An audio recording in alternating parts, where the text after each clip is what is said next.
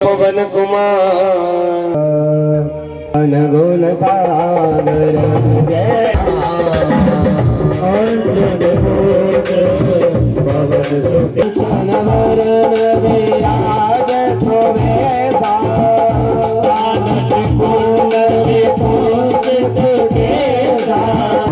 शंकर समान केसरी नंदन प्रताप विद्यावान गुणीयत चातुर रामकाज ज्वालामालिन्यै नमः रत्नेश्वर्यै नमः सर्वोपचारार्थे गन्धक्षतपुष्पाणिं समर्पयामि वीरगुंहभिः प्रजननं मे अस्तु दशवीरगुं सर्वागाढगं स्वस्थाये आत्मासानि प्रजासानि पशुसानि लोकसन्न्यभयसनि अग्निः प्रजां बाहुलां मे करोत्वन्नं पयोरेतो अस्मासु धत्ता। श्री भागवत भगवान की है आरती, पापियों को पाप से है तारती। भागवत भगवान की है आरती, पापियों को पाप से है तारती। भागवत भगवान की है आरती, पापियों को पाप से है तारती।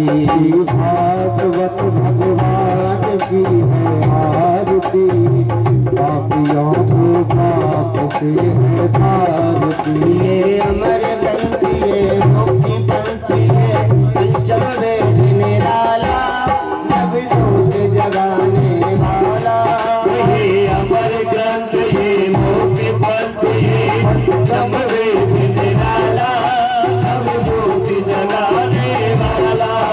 ये अमर ग्रंथ ये मुक्ति पंथ ये पंचम वेद निराला नवदूत जगाने वाला। ये अमर ग्रंथ ये मुक्ति पंथ ये पंचम वेद निराला नवदूत जगाने वाला। हरि नाम यही हरि नाम यही हरि नाम यही हरि नाम यही हरि नाम यही हरि नाम यही हरि नाम यही हरि नाम यही। प्रभु की महिमा की आरती, पापियों को पाप से है तारती। भागवत भगवान की है आरती, पापियों को पाप से है तारती। ये शांति गीत पावन पुनीत पापों को मिटाने वाला, हरि दर्श कराने वाला, हरि दर्श कराने वाला, हरि दर्श कराने वाला। शांति गीत पावन पुनीत पापों को मिटाने वाला, हरि दर्श कराने वाला, हरि दर्श कराने वाला, हरि दर्श कराने वाला। ये सुख करनी ये दुख हरनी, ये सुख करनी ये दुख हरनी, ये सुख करनी ये दुख हरनी, ये सुख करनी ये दुख हरनी। मधुसूदन की आरती, पापियों को पाप से है तारती। भागवत भगवान की है आरती, पापियों को पाप से है तारती। मधुर बोल जग बंद खोल सन्मार्ग बताने वाला, बिगड़ी को बनाने वाला, बिगड़ी को बनाने वाला, बिगड़ी को बनाने वाला। मधुर बोल जग बंद खोल सन्मार्ग बताने वाला, बिगड़ी को बनाने वाला, बिगड़ी को बनाने वाला, बिगड़ी को बनाने वाला। श्री राम यही घनश्याम यही, श्री राम यही घनश्याम यही, राम यही घनश्याम यही।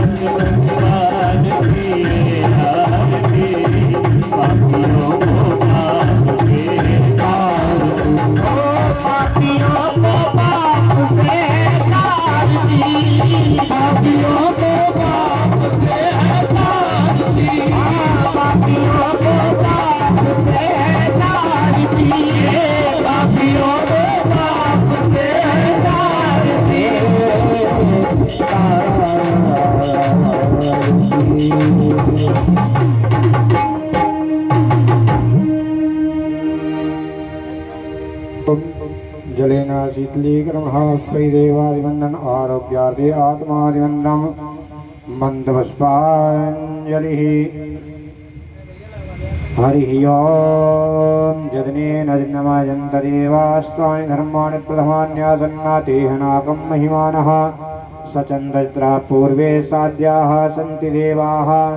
हरि ओम एकदन्ताय विद्महे वक्रतुण्डाय धीमहि तन्नो दन्ती प्रचोदयात्। हरि ओम गण अंबिकायै च विद्महे कर्मसिद्ध्यै च धीमहि तन्नो गौरी प्रचोदयात्। हरि ओम तत्पुरुषाय विद्महे महादेवाय धीमहि तन्नो रुद्रः प्रचोदयात्। नानास्वगन्धपुष्पाणि यथा कालोद्भवानि च पुष्पाञ्जलिर्मया दत्त्वा गृहाण परमेश्वरः। पुराणपुरुषोत्तमाय नमः मन्त्रपुष्पाञ्जलिं समर्पयामि। प्रिय श्रीमद्भागवत महापुराण की, बांके बिहारी लाल की, राधा रानी सरकार की, हनुमान जी महाराज की, व्यास जी महाराज की, सुखदेव जी महाराज की, बागेश्वर धाम की, सन्यासी बाबा की जय जय श्री राधे श्याम।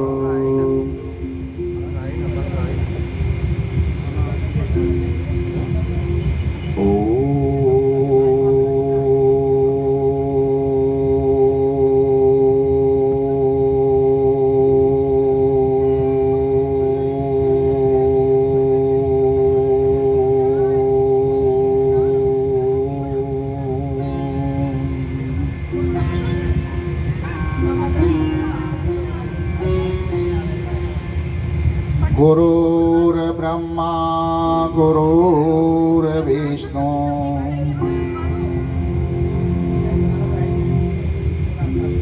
गुरुर्देवो महेश्वरा गुरु साक्षात् परं ब्रह्मा तस्मै श्री गुरवे नमः।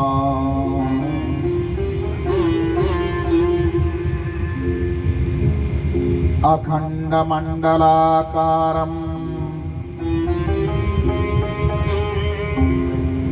व्याप्तं येन चराचरम् तत्पदं दर्शितं येन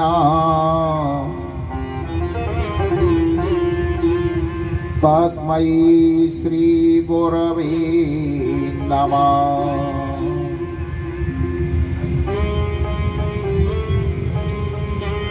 श्रीमन्महागणाधिपतये नमः। लक्ष्मीनारायणाभ्यां नमः।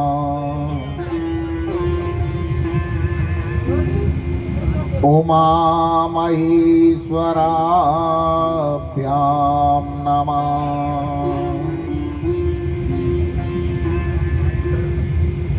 सचीपुरन्द्राभ्यां नमः।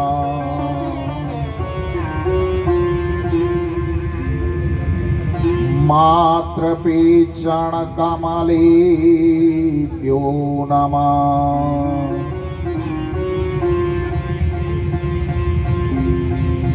इष्टदेवताभ्यो नमः।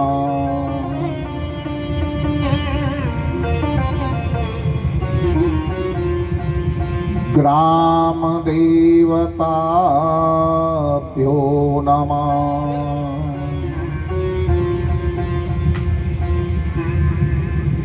कुलदेवताभ्यो नमः।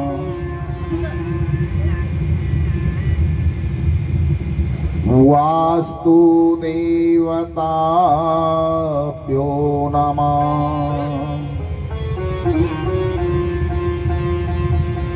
सर्वेभ्यो देवेभ्यो नमः।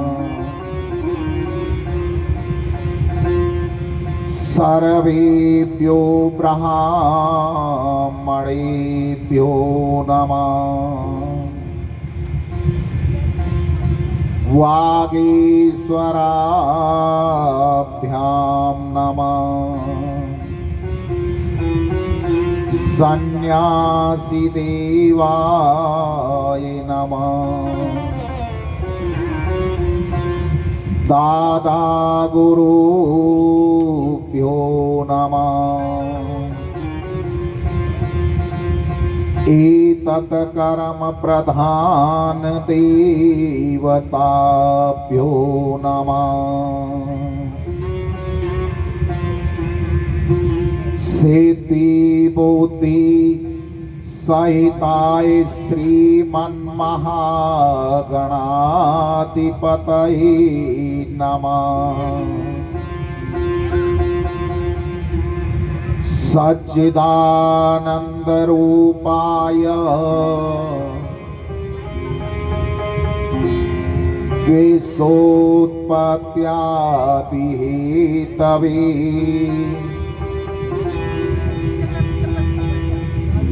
तापत्र विनाशाय श्री कृष्णाय वयं नमः। यं प्रवजन्तमनुपेतमपेतकीर्त्यम् द्वैपायनो विरह कातर्या जुहाव। पुत्रेति तन्मयातरवो विनोदस्तम् सर्वभूतहृदयं मुनिमानतोऽस्मि। कर्पूरगौरं करुणावतारम् संसारसारं भुजगेन्द्रहारम् सदा वसन्तं हृदयारविन्दे। भवं भवानी सहितं नमामि। या देवी सर्वभूतेषु शक्तिरूपेण संस्थिता। नमस्तस्यै नमस्तस्यै नमस्तस्यै नमो नमः। मनोजवं मारुततुल्यवेगम् जितेन्द्रियं बुद्धिमतां वरिष्ठम्। वातात्मजानवानरयूथमोख्यम् श्रीरामदूतं शरणं प्रपद्ये। शुक्लां ब्रह्मविचारसार परिमां माध्यां जगद्व्यापिनी। वीणां पुस्तकधारिणीमभयदाम् जाड्यान्धकारापहाम्। हस्ते स्फाटिकमालिकां विधवती पद्मासने संसिताम् वन्दे तां परमेश्वरी भगवती बुद्धिप्रदां शारदाम्। जय जय श्री राधा रमण, जय जय श्री नवल किशोर, जय गोपी चित चोर प्रभु, जय जय माखन चोर। गोविंद जय जय गोपाल जय जय, गोविंद जय जय गोपाल जय जय, गोविंद जय जय गोपाल जय जय, गोविंद जय जय गोपाल जय जय, राधा रमण हरि गोविंद जय जय, राधा रमण हरि गोविंद जय जय, ब्रह्मा जी की जय जय, विष्णु जी की जय जय, ब्रह्मा जी की जय जय, विष्णु जी की जय जय, ब्रह्मा जी की जय जय, विष्णु जी की जय जय, ब्रह्मा जी की जय जय, विष्णु जी की जय जय, उमापति शिव शंकर की जय जय, उमापति शिव शंकर की जय जय, गोविंद जय जय गोपाल जय जय, गोविंद जय जय गोपाल जय जय, राधा रमण हरि गोविंद जय जय, राधा रमण हरि गोविंद जय जय, गंगा जी की जय जय, यमुना जी की जय जय, गंगा जी की जय जय, यमुना जी की जय जय, गंगा जी की जय जय, यमुना जी की जय जय, गंगा जी की जय जय, यमुना जी की जय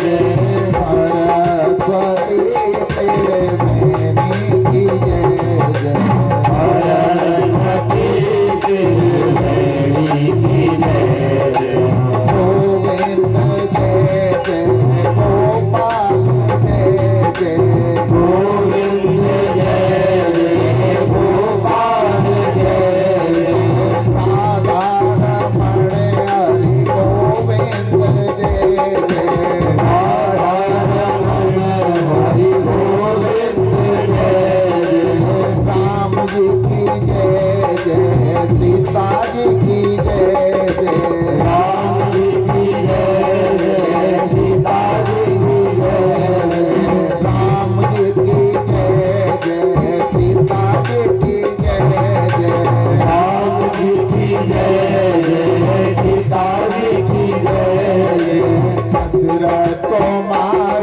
चारों भैया की जय जय, दशरथ कुमार चारों भाइयों की जय जय, गोविंद जय जय गोपाल जय जय, गोविंद जय जय गोपाल जय जय, राधा रमण हरि गोविंद जय जय, राधा रमण हरि गोविंद जय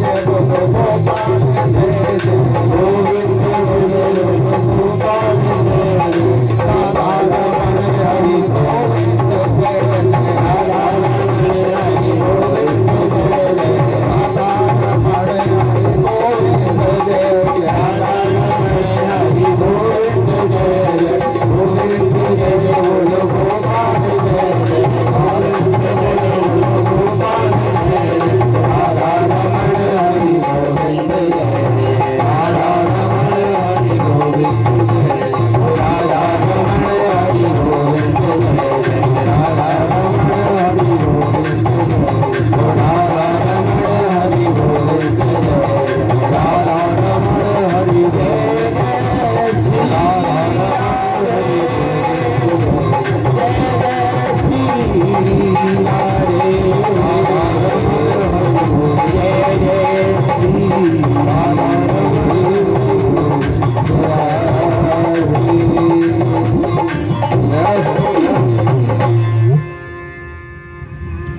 परम मंगल में परात पर अखिलेश्वर अकारण करुणा वरुणालय भक्त वांछित कल्प तरु श्री विनिंदित पीतांबर धारी बाल कृष्ण लाल की वांगमयी मूर्ति श्रीमद् भागवत महापुराण है। बोलो श्रीमद् भागवत महापुराण की जय हो।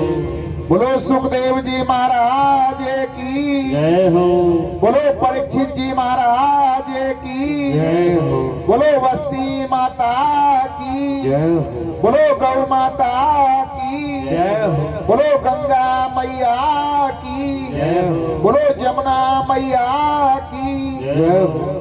बोलो भक्त और भगवान की जय हो। बोलो बागेश्वर धाम की जय हो। बोलो सन्यासी बाबा की जय हो। बोलो दादा गुरु महाराज की जय हो। बोलो अपने अपने मताई बाप की जय हो। बोलो अपने अपने गुरु गोविंद भगवान की जय हो। जय जय श्री राधे श्याम। परम आदरणीय सर्वमात्र शक्ति पिता तुल्य पुरुष शक्ति विप्र समाज संत समाज मेरे संगीतकार भक्त श्रोता और जहां तक मेरी आवाज जा रही है वहां तक के सभी भक्त प्रेमियों को मैं डॉक्टर संजय भारद्वाज व्यासपीठ से चरणों में कोटि कोटि नमन करता हूं। बोलो राधे राधे। सिया राम में सब जग जानी भैया करहूं प्रणाम जोर जोग पानी करहूं प्रणाम जोर जोग पानी। आज चतुर्थ दिवस की कथा में प्रवेश करने से पूर्व जो कलयुग के राजा हैं जिनका चारों युग में प्रताप रहता है ऐसे वीर बलवंत हनुमंत लाल के चरणों में प्रार्थना करते हैं, दंडवत करते हैं। अगर भगवान की कथा का कोई सच्चा वक्ता है तो वो मेरे हनुमान जी महाराज हैं, और अगर कोई सच्चा श्रोता है वो भी हनुमान जी महाराज हैं। करने वाले वो, कराने वाले वो, हम और आप तो केवल निमित्त मात्र हैं। ऐसे वीर बलवंत हनुमंत लाल के चरणों में प्रार्थना करते हैं। कथा प्रारंभ होत है, आओ वीर हनुमान, आसन आए विराज कर, करौ सर्व कल्याण। श्री सुखदेव जी महाराज कहते हैं कि हे राजन, वैसे तो भगवान के 24 अवतार वंदनीय हैं, परंतु मानव जीवन से जो अधिक जुड़े हुए हैं,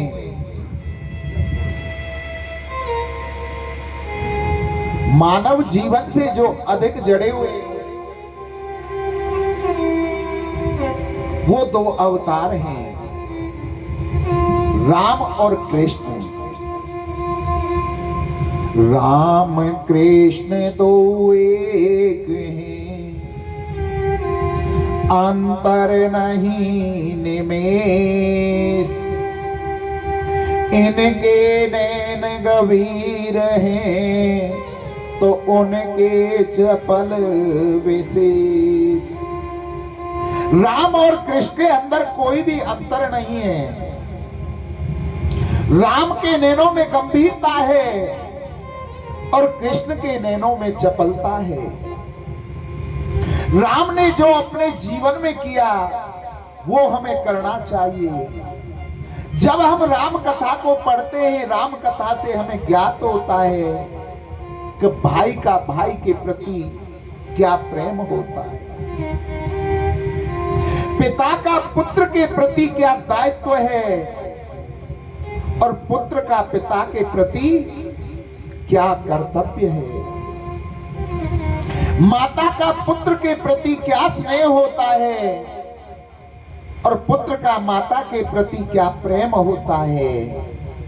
ये सब हमें राम कथा से पता चलता है। कृष्ण ने जो अपने मुंह से कहा वो हमें अपनाना चाहिए और राम ने जो जीवन में किया वो हमें अपनाना चाहिए।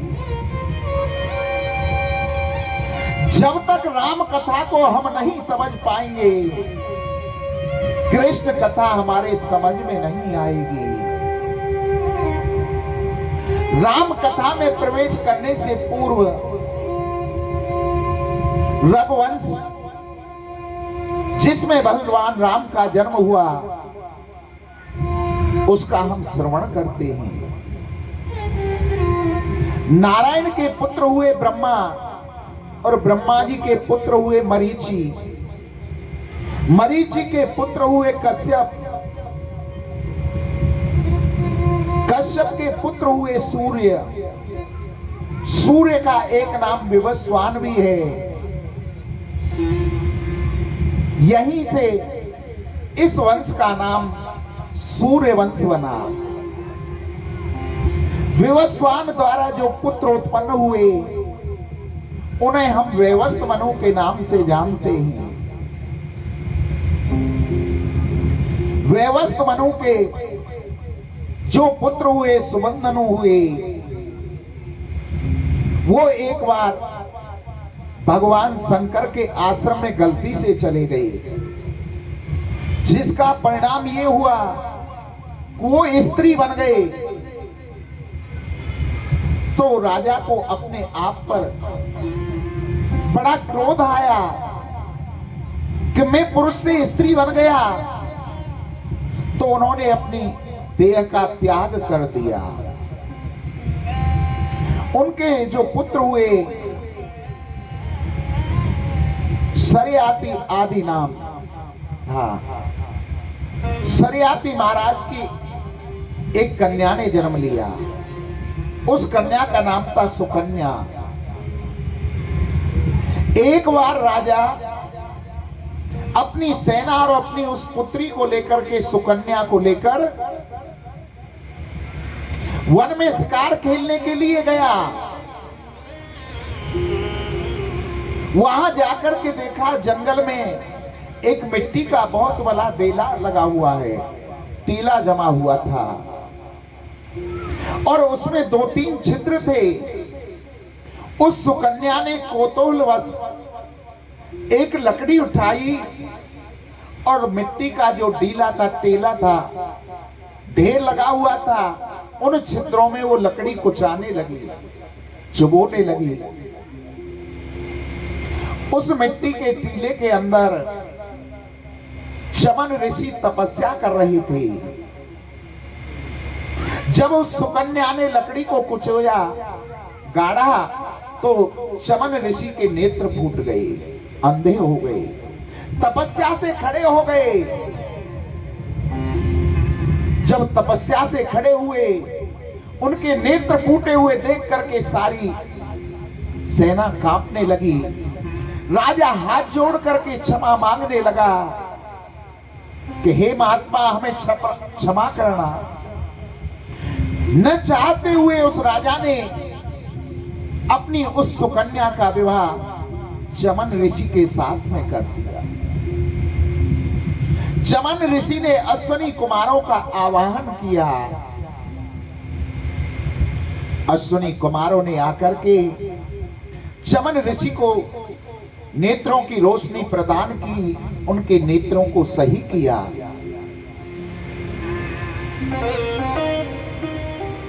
इसी वंश में आगे चल के एक और प्रतापी राजा हुए,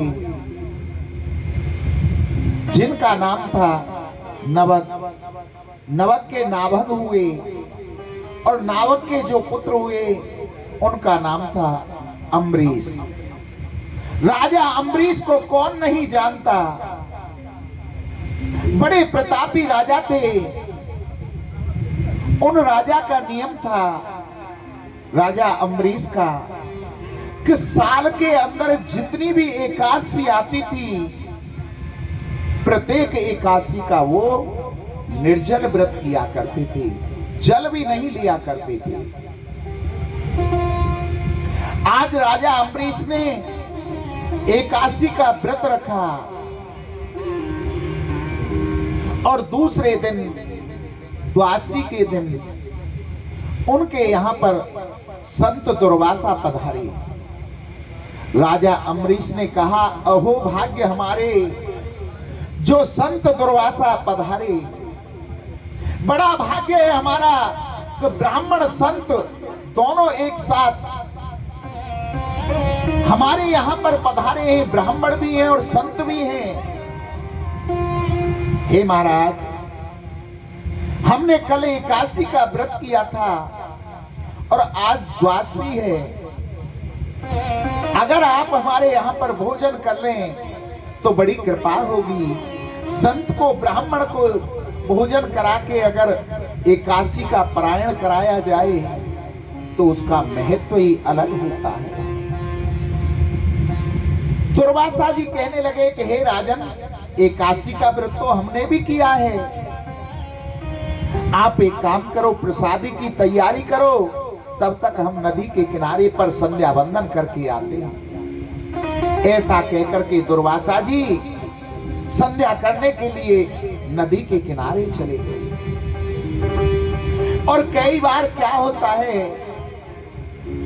कि दूसरे दिन द्वादशी कुछ ही क्षण होती है, त्रोस सी लग जाती है, और जब एकादशी का व्रत किया जाता है तो उसे द्वादशी पारायण कर लेना चाहिए। द्वादशी में अपने व्रत को खोल लेना चाहिए, त्रयोदशी पारायण नहीं होता है। दसवीं भेदन भी एकादशी नहीं होती, द्वादशी भेदन ही एकादशी का फल प्राप्त होता है। आज ऐसा ही था कि कुछ ही क्षण बाद द्वादशी समाप्त होकर त्रयोदशी लगी होने वाली थी और राजा अम्बरीश ने देखा कि मैंने एक ब्राह्मण संत को निमंत्रण दिया है और वो अब तक लौट कर नहीं आए। उनसे पहले मैं अपने एकादशी के व्रत का पारायण कैसे कर लूं, इसका तो मुझे पाप लगेगा। राजा अम्बरीश ने अपने गुरु ब्राह्मणों से पूछा कि महाराज मैं क्या करूं, मुझे कोई मुक्ति का मुझे कोई ऐसा उपाय बतलाओ जिससे कि मेरा परायण भी हो जाए और मुझे दोष भी ना लगे। गुरु ब्राह्मण कहने लगे कि हे राजन, आप भगवान के चरणों का चरणामृत ले लीजिए, उससे आपका परायण हो जाएगा। आप अन्न नहीं खाओगे, आपको दोष नहीं लगेगा। जब संत दुर्वासा जी आ जाएं, उन्हें आप भोजन करा के उसके उपरांत आप भोजन कर लें। गुरु ब्राह्मणों की ऐसी आज्ञा पा करके राजा अम्बरीश भगवान के चरणों का चरणामृत लेकर के जैसे ही लेने के लिए हुआ, पीने को हुआ, कि संत दुर्वासा जी आ जाते हैं और कहा कि हे राजन, तुम हमको निमंत्रण दे करके और पहले ही परायण करने जा रहे हो एकादशी का। दुर्वासा जी को क्रोध आ गया और उन्होंने अपने केसों से एक बाल को उठाकर पृथ्वी पर देकर के मारा। जैसे ही पृथ्वी पर केस को मारा फेंक करके, तो वहां कृत्या नाम की राक्षसी उत्पन्न हो गई और वो राक्षसी राजा अम्बरीश को मारने के लिए दौड़ी।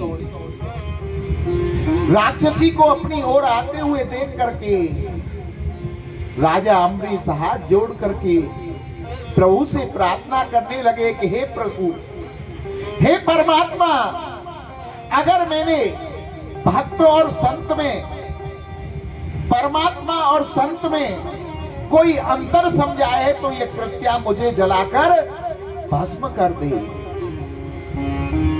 इतनी प्रार्थना की ही थी कि उसी समय वहां पर भगवान विष्णु का सुदर्शन चक्र उत्पन्न हो जाता है और उस सुदर्शन चक्र ने उस कृत्या नाम की राक्षसी को जलाकर भस्म कर दिया।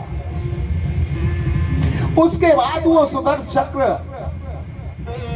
दुर्वासा जी के पीछे लग गया। आगे आगे दुर्वासा जी जा रहे हैं और उनके पीछे पीछे सुदर्शन चक्र। दुर्वासा जी शिवलोक में कैलाश पर्वत पर पहुंचे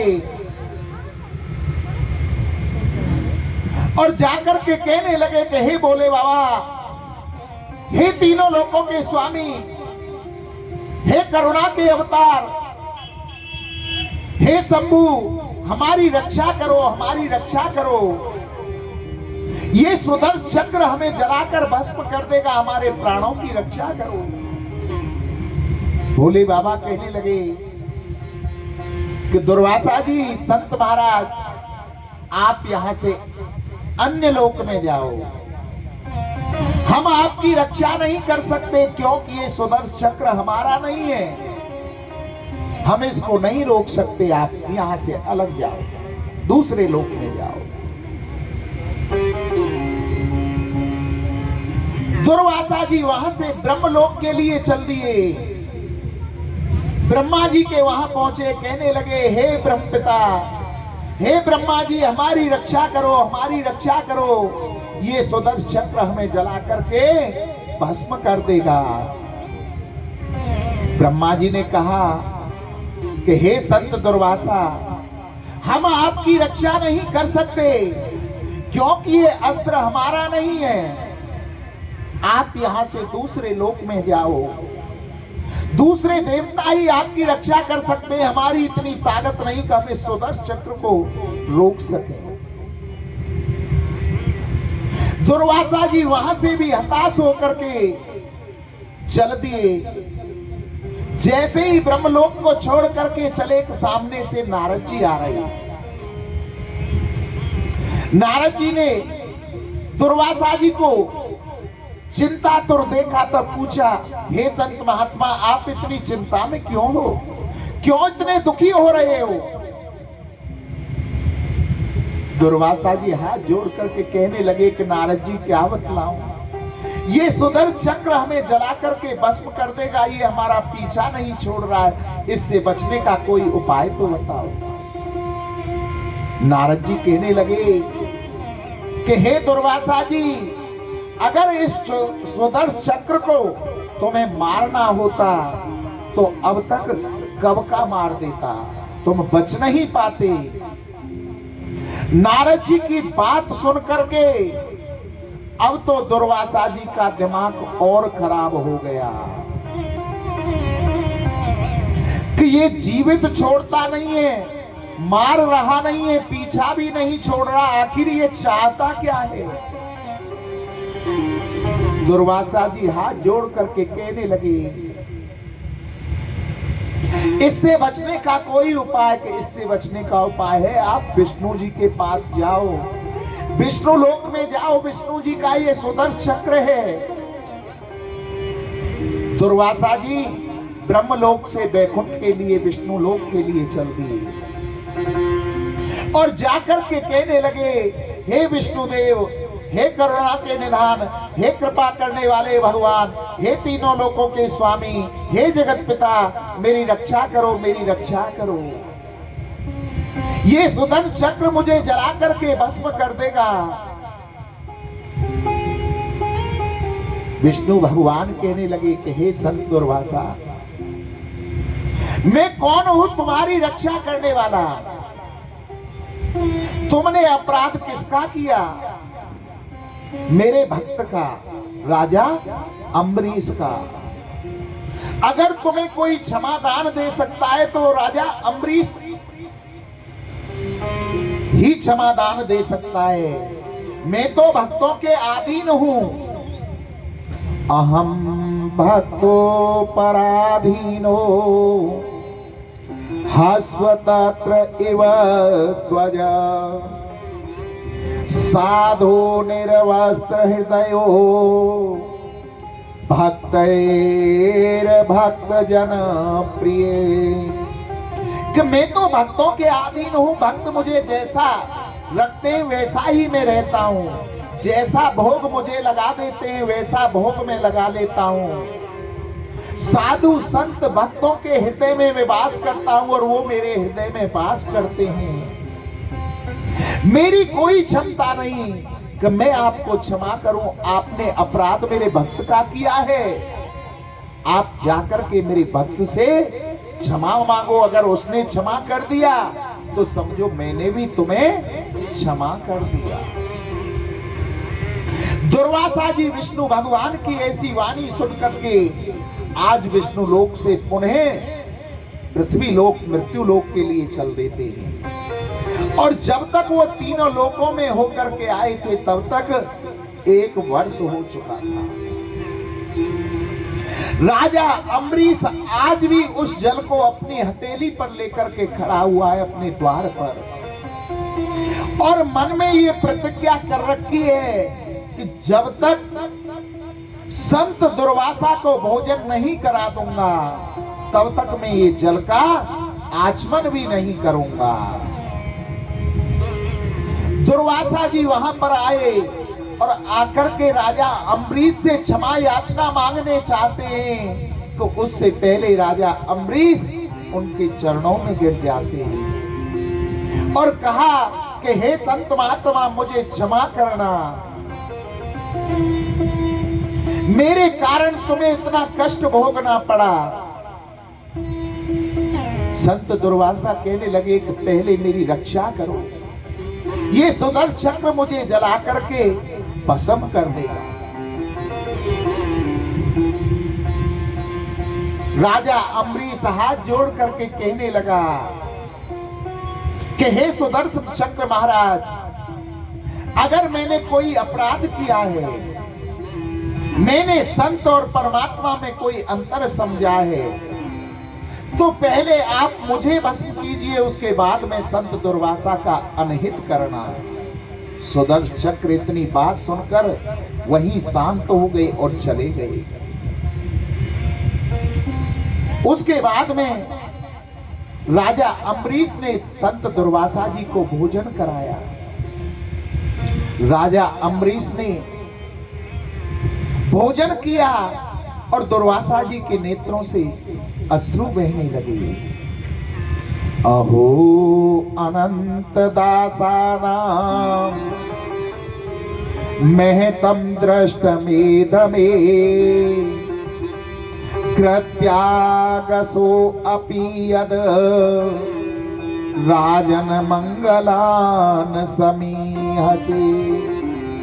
कि देखो, मैंने आपको मारने के लिए कृत्या को उत्पन्न किया और आप कितने दयालु हो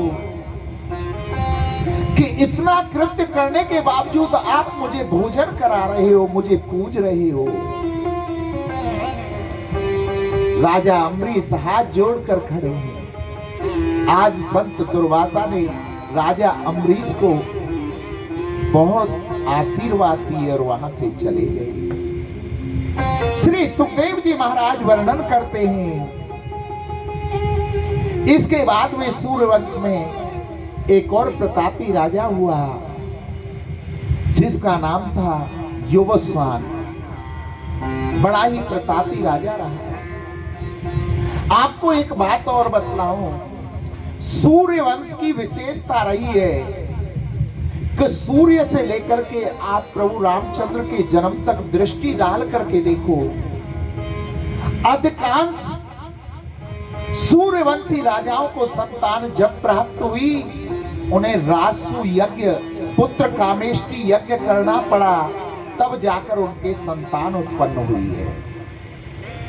और चंद्रवंश की एक विशेषता रही है, चंद्रमा से लेकर के भगवान श्री कृष्ण के जन्म तक आप दृष्टि डाल करके देखो, अधिकांश चंद्रवंशी के विवाह में झगड़ा हुआ। जब तक लड़ाई नहीं हुई तब तक उनका विवाह नहीं हुआ है। ये चंद्रवंश की विशेषता है और सूर्यवंश की विशेषता है। कामेष्टि यज्ञ करना पड़ा, तब जाकर के उन्हें पुत्र प्राप्त हुआ। युवस्वान महाराज के कोई संतान नहीं थी, तो वो अपने गुरु वशिष्ठ जी के पास गए और जाकर के कहा, गुरुजी कोई ऐसा उपाय बतलाइए कि जिससे हमें संतान उत्पन्न हो जाए। तो वशिष्ठ जी ने कहा कि हे राजन, तुम कामेष्टि यज्ञ करो तो तुम्हें अवश्य पुत्र की प्राप्ति होगी। यज्ञ प्रारंभ किया, 2 कलश स्थापित किए, एक रानी के लिए और एक राजा के लिए। दोनों के जल को अभिमंत्रित किया गया। राजा को रात्रि में प्यास लगी। राजन अपने बिस्तर से उठ करके गया और एक कलश को उठाया और उसका जल पान कर लिया, पी लिया। दूसरे दिन प्रातःकाल गुरु वशिष्ठ जी ने कहा कि हे राजन, ये तो गड़बड़ हो गई। बोलो बिजली मैया की जय। चल गए भैया, लाइट कितने और लगाया भैया, कहां पे लगी तार और यहाँ पे भी लगा दे लाइट की तार। अब तो राजन गड़बड़ हो गई। जो जल आपने पियाए वो आपका जल नहीं था, वो तो रानी का कलश था। आपने रानी वाला जल पी लिया, अब तो गड़बड़ हो गई, गर्भ आपके रहेगा। परिणाम ये हुआ कि राजा के गर्भ रह गया और राजा के पेट को चीरकर उस बालक को निकाला गया। उस बालक का नाम मानधाता रखा। समस्या आ गई कि उस बालक को जल से तो जीवन निर्वाह होगा नहीं, दूध कौन पिलाए। तो बतलाते हैं, स्वर्ग से स्वयं इंद्र आए और इंद्र ने अपनी तर्जनी उंगली को उस बालक को पिलाया, जिससे उसका पालन पोषण हुआ। उस बालक का नाम मानधाता हुआ। मानधाता के जो पुत्र हुए उन्हें हम मुचकंद जानते हैं, जिनको भगवान श्री कृष्ण ने मुक्ति दिलाई थी। इसी वंश में आगे चल करके त्रिकुंस हुए और त्रिकुंस के बाद में राजा हरिश्चंद्र हुए। कौन नहीं जानता राजा हरिश्चंद्र।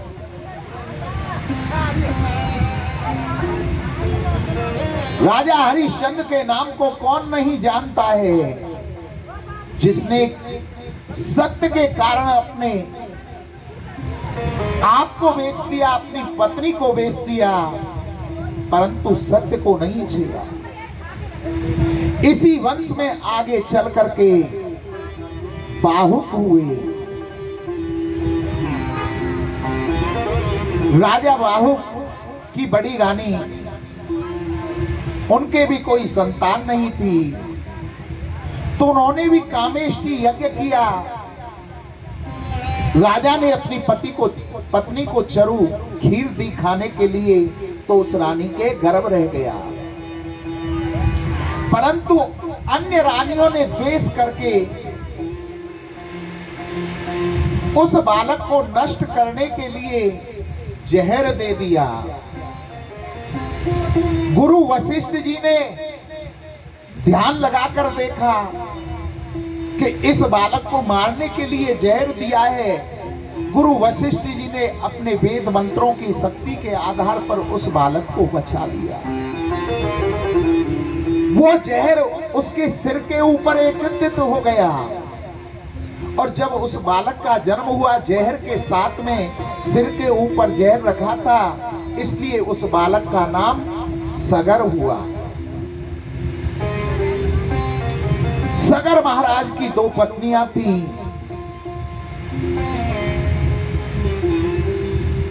एक का नाम सुमिति था और दूसरी का नाम केसनी।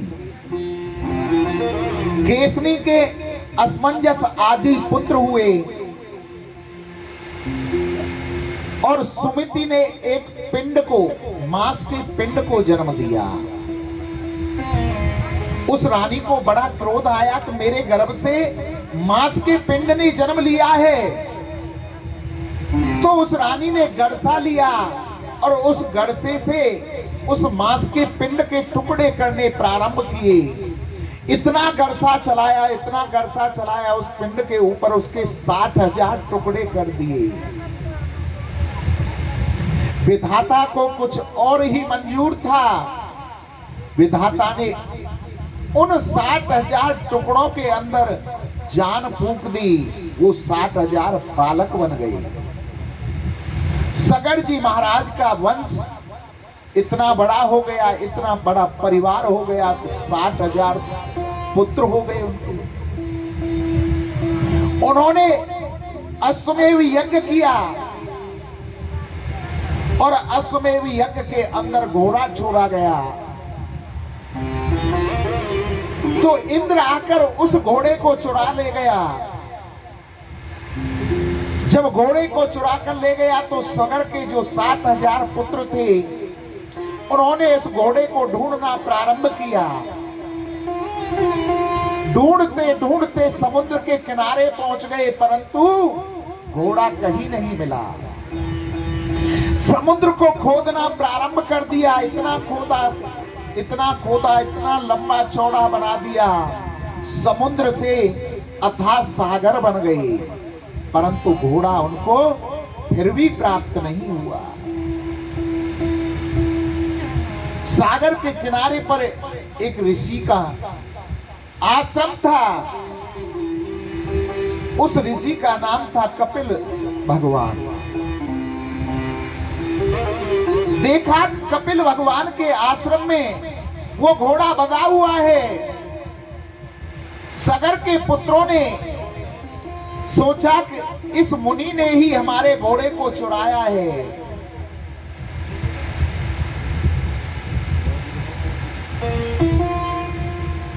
उस मुनि पर हमला कर दिया। मारने के लिए सगर के पुत्र दौड़े। कपिल भगवान के नेत्र की दृष्टि पड़ते ही वो सगर के 60,000 पुत्र भस्म हो गए। सगर को इस बात का पता चला कि मेरे 60,000 पुत्र मारे गए, तो बड़ा दुख हुआ। कि इनकी मुक्ति का क्या उपाय है। बोले गंगा को लेकर के आओ तो तुम्हारे पुत्रों की गति हो सकती है। सगर की पत्नी दूसरी से जो असमंजस थे वो गंगा को लेने के लिए तपस्या करने के लिए गए, परंतु अंशुमान गंगा को लाना तो बहुत दूर की बात,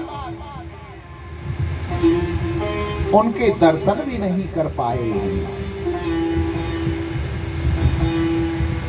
उसके बाद उनके पुत्र महाराज दलीप गंगा को लेने के लिए गए, बड़ी भारी तपस्या की, परंतु दलीप महाराज भी गंगा के दर्शन नहीं कर पाते हैं। उसके बाद में उनके पुत्र राजा भागीरथ तपस्या के लिए गए और इतनी भारी तपस्या की, इतनी भारी तपस्या की तो उन्होंने गंगा मैया को प्रसन्न कर लिया। गंगा मैया कहने लगी कि हे भागीरथ जी, मैं आपके साथ चलने को तो तैयार हूं, परंतु जब मैं आकाश मार्ग से पृथ्वी पर जाऊंगी आकाश से, तो पृथ्वी रसातल में चली जाएगी। गंगा जी कहां थी? शिव जी के पास। कल की कथा सुनी थी आपने ध्यान से? कल हमने विशेष तौर से बताया था, जब भगवान ने वामन रूप धारण किया, राजा बलि के यहां गए तो एक पैर विराट रूप धारण करने पर स्वर्ग लोक में गया। वहां पर ब्रह्मा जी ने पैर को धोकर जो कमंडलू में जल रखा था वही गंगा थी। अगर मैं यहां से जाऊंगी पृथ्वी पर तो पृथ्वी रसातल में चली जाएगी, मेरे बेग को सह नहीं पाएगी। तो गंगा मैया से भागीरथ जी पूछने लगे इसका उपाय, कि इसका उपाय केवल यही है कि आप भगवान शंकर की तपस्या करो, भगवान शंकर को मनाओ, वही मेरे वेग को रोक सकते हैं। बाकी पृथ्वी में इतनी शक्ति नहीं जो मेरे वेग को संभाल सके, रोक सके। भागीरथ जी ने भगवान शंकर की बड़ी भारी तपस्या की, भगवान शंकर को प्रश्न कर लिया। भगवान शंकर ने कहा तो वर मांगो। तो भागीरथ जी कहने लगे कि हे प्रभु, हे भोलेनाथ, हमारे पूर्वज भस्म हुए पड़े हैं, उनको मुक्ति जब मिलेगी जब स्वर्ग से गंगा आए, और गंगा पृथ्वी पर आने के लिए तैयार है, परंतु उसका वेग इतना होगा कि पृथ्वी रसातल में चली जाएगी। भगवान शंकर ने कहा आप चिंता मत करो, गंगा को लेकर के आओ, उसका वेग को हम संभालेंगे। भगवान शंकर ने अपनी जटाओं को फैला दिया। स्वर्ग लोक से सप्त ऋषियों का चक्कर करके आकाश मार्ग से गंगा आने लगी और भगवान शंकर की जटाओं में समाहित हो गई। आगे आगे भागीरथ जी चल रहे हैं और भगवान शंकर की जटाओं से गंगा निकल करके धीरे धीरे उनके साथ चल रही है। बहे कैसे गंगा की लहर धीरे धीरे, हो बहे कैसे गंगा की लहर धीरे धीरे, बहे कैसे गंगा की लहर धीरे धीरे, बहे कैसे गंगा की लहर धीरे धीरे, बहे कैसे गंगा की लहर धीरे धीरे।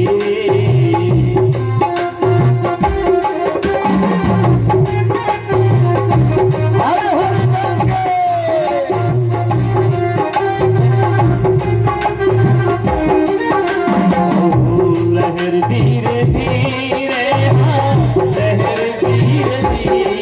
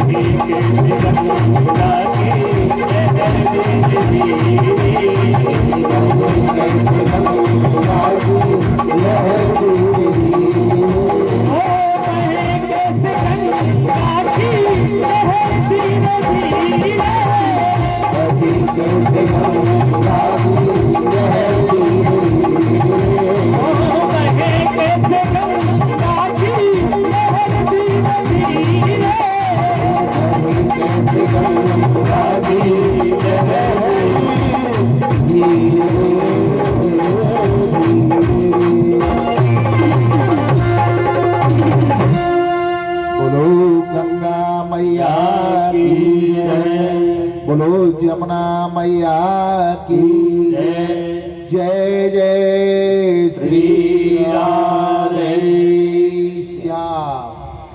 साधु जी सीताराम सीताराम, प्रेम से बोलो राधे श्याम राधे श्याम।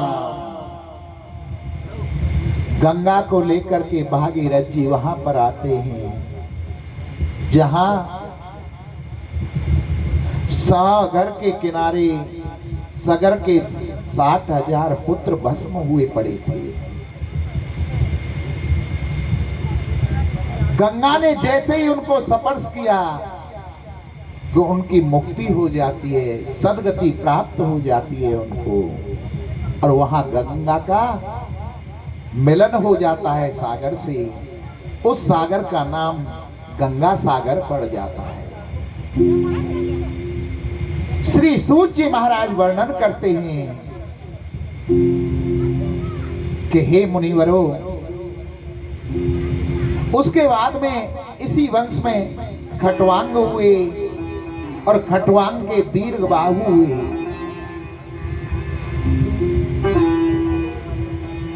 दीर्घ बाहु के रघु हुए। रघु की कीर्ति चारों तरफ फैल गई। अब तक जो सूर्यवंश का नाम सूर्यवंश था, रघु ने अपनी कीर्ति इतनी फैलाई कि उस वंश का नाम बदल करके रघुवंश पड़ गया। इसी वंश में आगे चल करके राजा दशरथ का जन्म हुआ, जहां मेरे प्रभु श्री राम का जन्म हुआ था। महाराजा दशरथ से जन्म से पूर्व की बात है। नैमिषारण्य क्षेत्र में 88,000 ऋषि मुनि महात्मा बैठे हुए थे, सत्संग कर रहे थे। उसी सभा के बीच में पक्षियों के राजा गिद्धराज पहुंच जाते हैं, जिनका नाम था जटायु, और जाकर के संतों की वाणी को सुनने लगे, संतों के सत्संग को सुनने लगे। प्रसंग चल रहा था कि जिस जीव के पुत्र नहीं होता उसकी गति नहीं होती है, उसकी मुक्ति नहीं होती है। जिस जीव के पुत्र होता है और उसका पुत्र अपनी पिता की अंत्येष्टि क्रिया करता है, उसको आजीवन श्राद्ध करता है, उस जीव की मुक्ति हो जाती है। गिद्धराज जटायु ने जब संतों की ये वाणी सुनी तो गिद्धराज जटायु के नेत्रों से अश्रु बहने लगे कि मेरे तो कोई पुत्र नहीं है, क्या मेरी मृत्यु होने के बाद मेरी मुक्ति नहीं होगी? झर झर नेत्रों से आंसू बह रहे हैं। कुछ समय पश्चात संतों ने कहा कि अगर जिसके संतान ना हो, त्रेता में भगवान श्री राम का जन्म होगा, जो उनके दर्शन कर लेगा, दर्शन मात्र से ही प्राणी को मुक्ति प्राप्त हो जाएगी। ऐसी संतों की वाणी सुन करके गिद्धराज जटायु को थोड़ी सांत्वना मिली कि कुछ भी हो जाए मेरे जीवन में, मैं भगवान राम के दर्शन करूंगा, अयोध्या जाऊंगा, दशरथ के जो पुत्र होंगे उनके राम के दर्शन करूंगा। इतनी वाणी सुन करके गिद्धराज जटायु वहां से चल देते हैं और वन में जाकर के तपस्या करने लगे कि जब भगवान राम का जन्म होगा मैं उनके दर्शन करूंगा। आकाश की ओर देखता है कि परमात्मा कब राजा दशरथ के यहाँ पर भगवान राम के जन्म होंगे। राजा दशरथ का जन्म होता है। युवा हुए और मात्र 20 वर्ष के थे। 20 वर्ष की आयु में ही राजा दशरथ ने चक्रवर्ती सम्राट की उपाधि प्राप्त कर ली। भारत वर्ष पर अयोध्या में उनके राज्य की पताकाएं फैलाने लगी। राजा दशरथ ने मन में सोचा कि मैंने सुना है स्वर्ग लोक में नवग्रह रहते हैं, क्यों नहीं नवग्रहों के दर्शन किए जाएं। ये विचार करके राजा दशरथ पृथ्वी लोक से मृत्यु लोक से स्वर्ग लोक पहुंच जाते हैं। और स्वर्ग लोक में जब पहुंचे तो राजा इंद्र ने महाराज दशरथ का बड़ा स्वागत किया, सम्मान किया और कहा कि महाराज कहो आप कैसे आए हो, क्या कारण है आपका स्वर्ग लोक में आने का।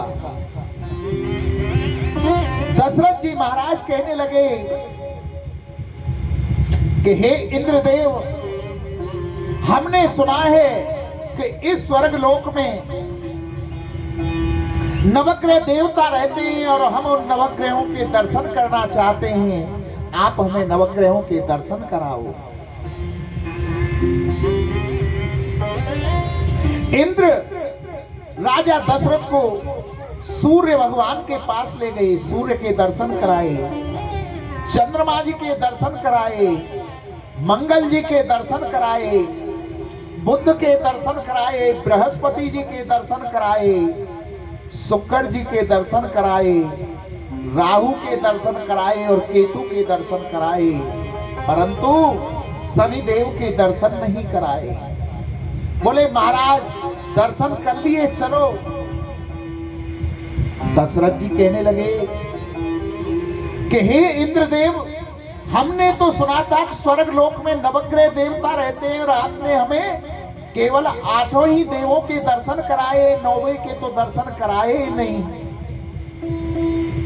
बोले महाराज उनके दर्शन ना करो तो ही अच्छा है, कि ऐसा हो नहीं सकता कि हम पृथ्वी लोक से और यहाँ स्वर्ग लोक तक नवग्रहों के दर्शन करने के लिए आए हैं और आप कह रहे हो कि उनके दर्शन मत करो। हम उनके दर्शन करके अवश्य जाएंगे, आप हमें उनके दर्शन कराओ।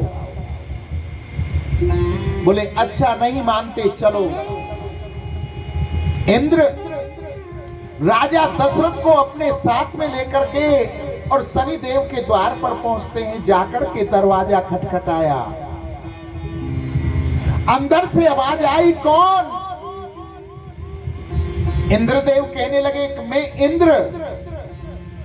अंदर से शनिदेव कहने लगे कि महाराज आपके लिए क्या दरवाजा बंद, आप तो कभी भी आ सकते हो, आ जाओ।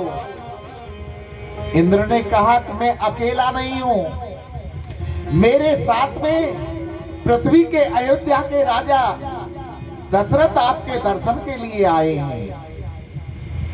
तब तो शनिदेव कहने लगा तो महाराज फिर 1 मिनट रुकिए। आप अपने सिंहासन से खड़े हो गए शनिदेव और दीवार की तरफ अपना मुख कर लिया और सामने की तरफ पीठ कर ली। कहा कि महाराज अब आप अंदर आ सकते हैं।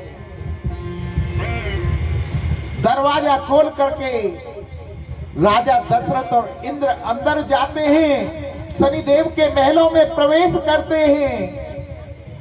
शनिदेव के महलों में प्रवेश किया। इंद्र ने कहा महाराज दर्शन कर लो शनिदेव के।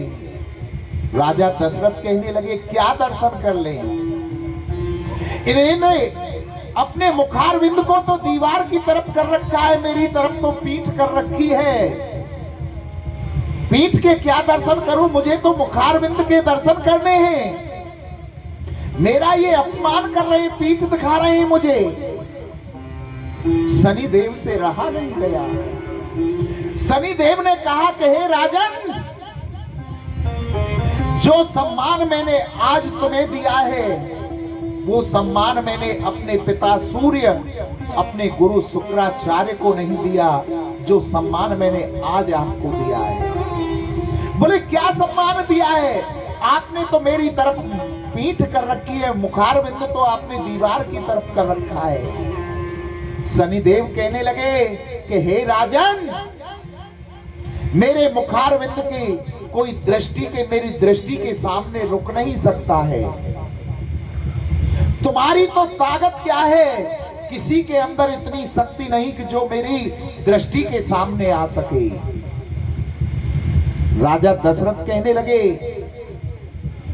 कुछ भी हो जाए, मुझे आपके मुखारविंद के दर्शन करने हैं। और शनिदेव ने जैसे ही अपने मुंह को घुमाया है, राजा दशरथ उसके दर्शन नहीं कर पाए हैं और स्वर्ग लोक से लुढ़क पुढ़क होते हुए पृथ्वी की ओर गिरते हुए चले आ रहे हैं, दर्शन नहीं कर पाए। और वो गिद्ध पक्षीराज जटायु आज भी वन में जंगल में बैठा हुआ है और परमात्मा का भजन कर रहा है कि कब राजा दशरथ के यहाँ भगवान राम का जन्म होगा और मैं कब उनके दर्शन कर पाऊंगा। आकाश की तरफ देख रहा है।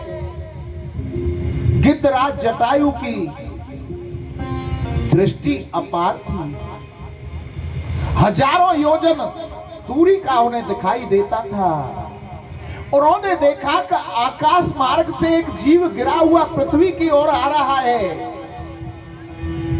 गिद्धराज जटायु ने अपने पंखों पर उस जीव को, राजा दशरथ को बचा लिया, अपने पंखों पर ले लिया और पृथ्वी पर लटा करके अपने पंखों से उनकी हवा करने लगे। घंटे 2 घंटे बाद जब राजा दशरथ के नेत्र खुले तो उन्होंने देखा कि एक पक्षी मेरी अपने पंख से हवा कर रहा है। पक्षी की तरफ देखा, गिद्ध था। कहा कि हे पक्षीराज, आपका क्या नाम है? और आप तो मांस को खाने वाले हैं, जीवों को खाने वाले हैं, आपने मेरी रक्षा की। गिद्धराज कहने लगे कि मेरा नाम जटायु है और जीव का कर्तव्य है जीव के प्राणों की रक्षा करने। मैंने एक जीव होने के कारण आपके प्राणों को बचाया है। राजा दशरथ गिद्धराज जटायु की वाणी को सुन करके गदगद हो गए और कहने लगे कि हे पक्षीराज, आज आप मुझसे जो भी मांगोगे मैं आपको दूंगा। जटायु कहने लगा कि भैया हमें कुछ नहीं चाहिए, आप अपने घर को जाओ, आपके प्राण बच गए। कि आपने ऐसे वैसे प्राणी के प्राणों को नहीं बचाया, आपने एक राजा के प्राणों को बचाया है। पक्षीराज जटायु कहने लगे कि भैया होगो अपने घर को राजा होगो, तू जा, हमें कुछ नहीं चाहिए। कि मैं ऐसा वैसा राजा नहीं हूं, चक्रवर्ती राजा हूं, अयोध्या का राजा हूं। जटायु के कानों में जब ये बात गई कि चक्रवर्ती राजा दशरथ हैं और अयोध्या के राजा हैं, तो उन्हें ज्ञात हो गया। संतों ने कहा था कि अयोध्या के राजा दशरथ के यहाँ पर भगवान श्री राम का जन्म होगा। पक्षीराज जटायु कहने लगा कि हे राजन, आप मुझे कुछ देना ही चाहते हो तो पहले मुझे वचन दो कि जो मैं आपसे मांगूंगा आप मुझे दोगे। राजा दशरथ कहने लगे, रघुकुल रीत सदा चल आई, प्राण जाए पर वचन न जाई। हमारे रघुकुल की ये रीति है कि हमने किसी को अगर वचन दे दिया, हमारे प्राण बेशक चले जाएं, परंतु हम वचन से नहीं हटेंगे। आज राजा दशरथ जटायु को वचन देने के लिए तैयार हो जाते हैं। जटायु ने कहा कि महाराज, तुम्हारे यहां पर पहली जो संतान हो, जो तुम्हारा बड़ा बेटा हो, उसे मुझे दे देना। गिद्धराज जटायु की वाणी सुनकर के राजा दशरथ को हंसी आ गई कि पक्षीराज, तुमने क्या मांगा? तुम्हें तो मांगना भी नहीं आया, अभी तो मेरी शादी ही नहीं हुई है, पता नहीं मेरी शादी होगी कि नहीं होगी। और मान लो शादी हो भी जाती है तो ये क्या पक्का है कि मेरा पहला पुत्र ही होगा। पक्षीराज जटायु कहने लगे कि महाराज, तुम्हारी शादी हो जाए और तुमको अगर पहला पुत्र हो तो देना, नहीं तो कोई बात नहीं है।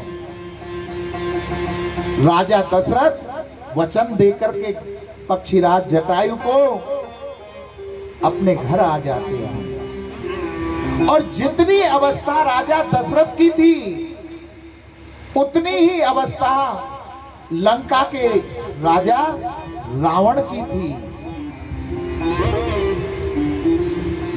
रावण तपस्या करने के लिए कैलाश पर जाता है और अपने जब शीशों को काट काट कर भगवान शंकर को चढ़ा रहा था, तो रावण के मन में आया कि देखूं तो सही मेरे ललाट में, मेरे भाग्य में क्या लिखा हुआ है। रावण बहुत बड़ा विद्वान था, ज्योतिषी था।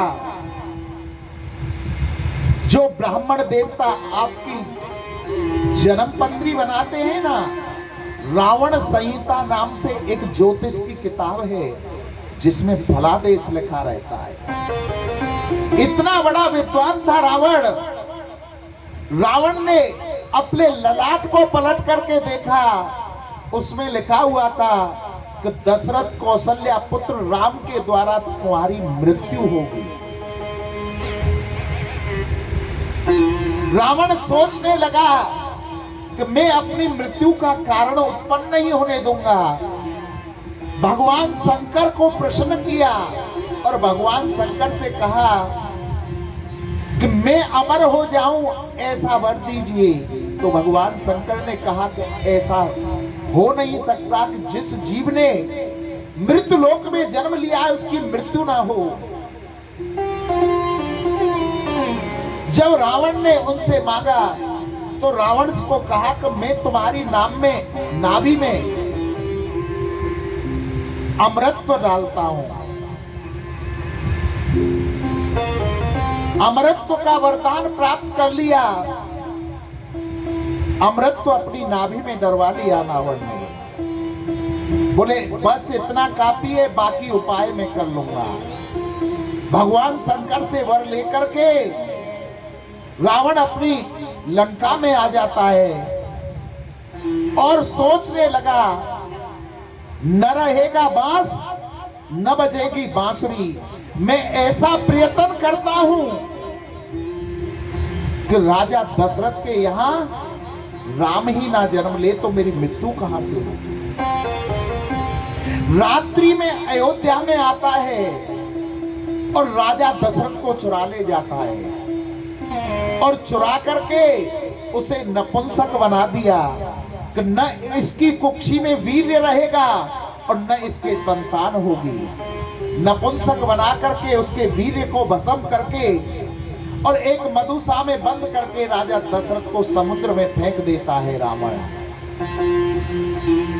उधर कौशल्या मां का हनन करता है और उन्हें भी एक मधुसा में बंद करके समुद्र में फेंक देता है। परंतु विधाता को कुछ और ही मंजूर था। विधाता ने, ब्रह्मा जी ने दोनों के प्राणों की रक्षा की और एक टापू के ऊपर राजा दशरथ और मां कौशल्या का विवाह कराते हैं। ब्रह्मा जी अपनी पत्नी कौशल्या को लेकर के महाराज दशरथ अयोध्या में आते हैं। उसके बाद उनके दो विवाह और होते हैं, एक कैकेयी के साथ में और एक सुमित्रा के साथ में। तीन तीन रानियां थी, परंतु तीन तीन रानियों से संतान नहीं हुई। संतान कहां से हो? कुक्षी में वीर्य ही नहीं था। अपने गुरु वशिष्ठ जी के पास गए और जाकर के कहा कि हे गुरुवर, देखो बुढ़ापा आने को आ रहा है और हमारे कोई संतान नहीं है, इस राजपाट को कौन देखेगा? ऐसी कृपा करो जिससे कि हमारे संतान हो जाए। वशिष्ठ जी ने कहा कि हे राजन, कामेष्टि यज्ञ करो तो तुम्हारे अवश्य संतान होगी। श्रृंगी ऋषि को बुलाया और राजा दशरथ ने कामेष्टि यज्ञ किया। उस यज्ञ में नारायण भगवान साक्षात यज्ञ पुरुष के रूप में प्रकट हुए, खीर लेकर के, और राजा दशरथ को वो खीर दी। उस समय वहां पर दो रानियां थीं, कौशल्या और कैकेयी। राजा ने आधा आधा भाग करके दोनों रानियों को देने को हुए।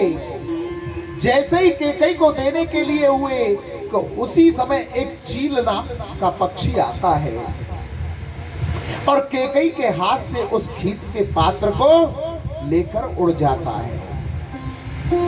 कैकेयी उसकी तरफ देखती रह गई और जब वो चील उस खीर को लेकर के जा रही, पर्वतों के ऊपर पहुंची, हवा इतनी तीव्र चली, वायु का प्रभाव इतना हुआ, आंधी सी आई कि चील के हाथ से वो पंजों में जो खीर का दोना था वो टूट जाता है और छूट करके वहां पर्वतों पर अंजनी मां तपस्या कर रही थी, उनकी अंजलि में जाकर के वो उसको ग्रहण कर लेती है मां अंजनी। उसी से ही हनुमान जी का जन्म हुआ। राम जी के भाई हैं हनुमान जी, तभी तो कहा गया है भरत के समान तुम मुझे प्रिय हो, तुम समान व्रत प्रिय मम। भरत के समान ही तुम मेरे भाई हो। अब कैकेयी ने देखा कि मेरे हाथ से तो खीर चली गई, तो कौशल्या ने पुनः अपनी खीर में से आधा भाग करके कैकेयी को दिया। जब दोनों रानियों के हाथ में खीर आ गई और खीर पाने को हुई तो उसी समय सुमित्रा वहां आ जाती है और सुमित्रा कहने लगी, बहन मेरा भाग कहां है? दोनों रानियां कौशल्या और कैकेयी सुमित्रा की तरफ देखने लगी तो दोनों रानियों ने अपने अपने भाग में से आधा आधा भाग सुमित्रा को दे दिया। जो कौशल्या ने भाग दिया उससे लक्ष्मण जी उत्पन्न हुए, जो राम जी के साथ में लगे, कौशल्या के पुत्र के साथ में। और जो कैकेयी ने आधा भाग दिया था उससे शत्रुघ्न जी उत्पन्न हुए, जो भरत जी के साथ लगे थे। तीनों रानियों ने उस चरु को पा लिया और तीनों रानियों के गर्भ धारण हो गया। नौमी तिथि मधु मास पुनीता, शुक्ल पक्ष अविजित हरि प्रीता। चैत का महीना आ गया, शुक्ल पक्ष का, शुक्ल पक्ष था, नौमी तिथि थी और दिन के 12 बजे हुए थे। सबसे पहले मेरे प्रभु ने शंख चक्र 4 भुजाओं में मां कौशल्या को दर्शन दिए। तभी तो कहते हैं ना, कौशल्या हितकारी। मां दर्शन करके बड़ी गदगद हुई और कहने लगे कि हे प्रभु,